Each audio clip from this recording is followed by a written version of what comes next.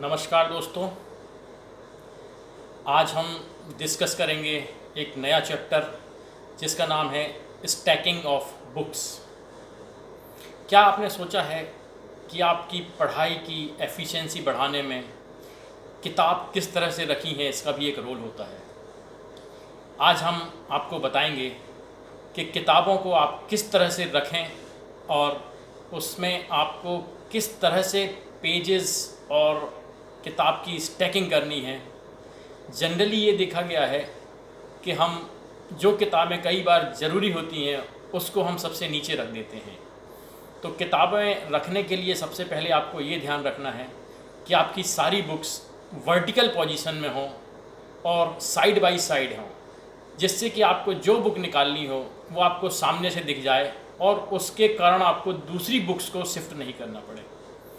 मैंने जनरली देखा है कि हॉस्टल वगैरह में या जब हम तैयारी करते हैं एग्ज़ाम वगैरह की, तो एक दूसरे के ऊपर हम बुक रख देते हैं।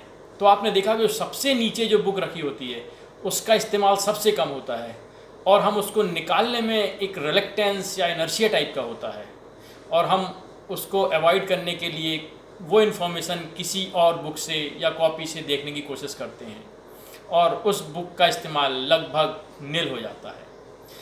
इसीलिए मैं आपसे रिक्वेस्ट करूँगा कि आप अपनी बुक्स को सब्जेक्ट वाइज कैटेगराइज करें।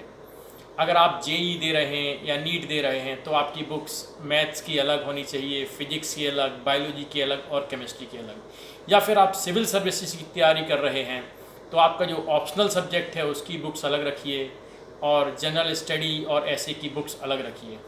इसमें भी आपको ये ध्यान रखना है कि कुछ बुक ऐसी होती हैं जो साल में कभी कभार इस्तेमाल होती हैं।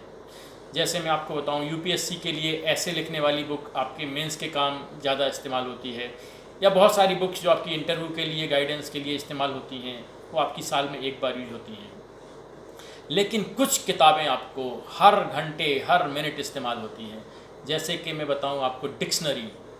अगर आपका मीडियम इंग्लिश है तो आपको बार बार इंग्लिश डिक्शनरी को देखना पड़ता है, तो उसको अपनी टेबल के या चेयर से आर्म रीच, मतलब आपके हाथ पहुंचने तक की दूरी से ज़्यादा दूर ना हो वो, और आपको जब ज़रूरत है तब आप इमीडिएटली खोल के पढ़ सकें। क्योंकि जब आप न्यूज़पेपर पढ़ेंगे अंग्रेजी का तो आपको, चूँकि हिंदी मीडियम वालों को ज़्यादा प्रॉब्लम होती है तो उनको बार बार डिक्शनरी खोलनी पड़ती है।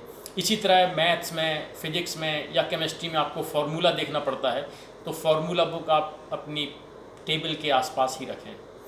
कुछ किताबें होती हैं जो आपको डेली यूज़ करनी होती हैं, तो इनको भी आप अलग अलग कैटेगरी में रखिए। पहली जो कि आपको डेली यूज़ होती हैं, कुछ बुक होती हैं जो वीकली यूज़ होती हैं।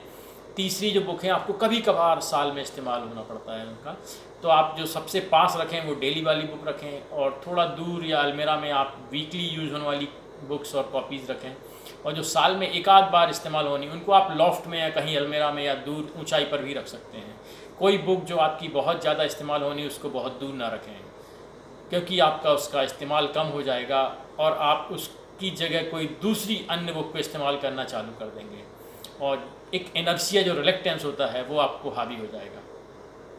दूसरी जो सबसे ज़रूरत की चीज़ है वो है कि आप आज रात को सोते टाइम उस किताब को अपने पास रखें, या तो अपने बिस्तर के पास रखें या फिर आप अपने टेबल पर रखें, जो आपको कल सवेरे उठकर पढ़ना है। मान लीजिए आपको 11 बजे या 12 बजे रात में सोना है और सवेरे 4-5 बजे उठ के पढ़ना है, तो वो किताब और उसका चैप्टर भी फ्लैग के साथ, जिस पेज से आपको स्टार्ट करना है उस किताब के उस पेज में आप फ्लैग लगा दीजिए, जिससे आपका टाइम सवेरे जो सबसे एफिशिएंट टाइम होता है उस समय आपका टाइम वेस्ट नहीं होगा और आपकी एनर्जी बेकार नहीं जाएगी। तो आप सवेरे पढ़ने वाले सब्जेक्ट को फ्लैग के साथ ज़रूर रखें, जिससे आपका सवेरे टाइम व्यर्थ ना जाए। इसके अलावा एक चीज़ और ध्यान रखें कि आप अपने टेबल के सामने वो फार्मूला, डायग्राम या वैल्यूज़ जो होती हैं मैथ, फिजिक्स, केमिस्ट्री में या ह्यूमैनिटीज़ में ईयर्स, वो आप एक A4 साइज़ के पेपर में लिखकर अपनी टेबल के सामने ज़रूर चिपका लें।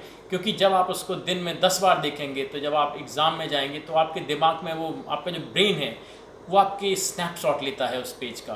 तो जब जब आप एग्ज़ाम देने जाएंगे तो आपको वो पेज याद आएगा और वो आपकी मेमोरी में हमेशा के लिए इम्प्रिंट हो जाएगा। तो ये A4 साइज का पेपर ज़रूर चिपकाएं और आप ये ध्यान रखें कि हर किताब जो आप सामने रखते हैं वर्टिकल पोजीशन में साइड बाय साइड, उसका टाइटल सामने से ज़रूर दिखना चाहिए, अन्यथा आपको एक एक किताब खोल कर देखनी पड़ेगी। तो स्टैकिंग ऑफ बुक्स बहुत बड़ी चीज़ नहीं है, लेकिन आपका ये बहुत सारा टाइम बचा सकती है, और जो कि आपका बुक सर्च करने में आपका मॉर्निंग में टाइम वेस्ट हो सकता है। Thank you, all the best.